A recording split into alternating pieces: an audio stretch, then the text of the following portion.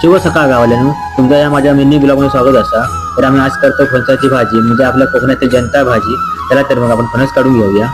तर मित्रांनो, आमका काढत होतो एकच फणस, तर आम्ही तो दोरी टाकून काढून घेतलो. नंतर तो डीग मी पटकन पुसून घेतलाय. डीग लागताना म्हणा खोबऱ्याचं तेल घेतलं. मग काकाने कोयत्याने फणसाच्या पोटावर वार करून 2 तुकडे करून घेतले. मग मी बारीक बारीक शेडा काढून घेतलाय. त्यानंतर पटापट हातात तेल लावून मी, पप्पा, काका आणि आत्याने फणसाक सोलून घेतलं. त्यानंतर घोट्यांग पप्पाने धोंड्या बारीक बारीक करून घेतल्याने मग अशी आमची भाजी सोलून झाली. मग भाजी चटचटीत धुवून घेतलं.